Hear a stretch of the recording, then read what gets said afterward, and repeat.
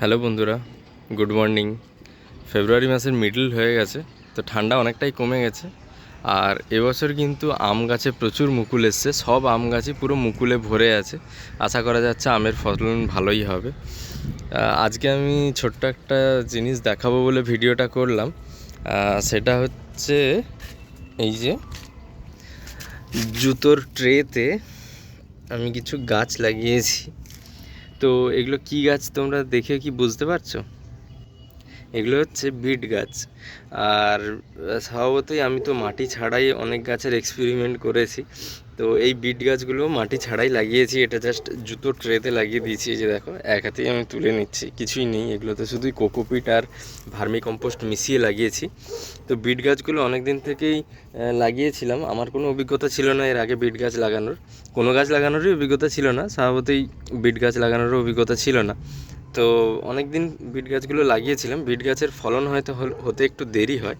তো এখন যদি তোমরা দেখতে পাও, এই যে দেখো,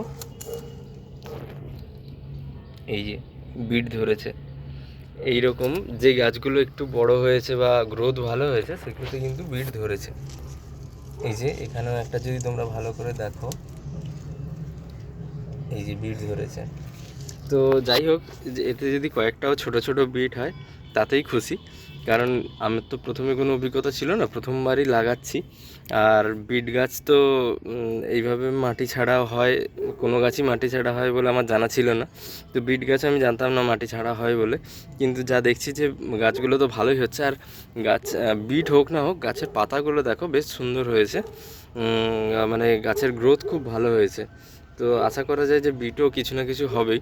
আর মাটি ছাড়া যেই সুন্দর গ্রোথ হয় সেটা তো দেখে খুব ভালোই লাগছে।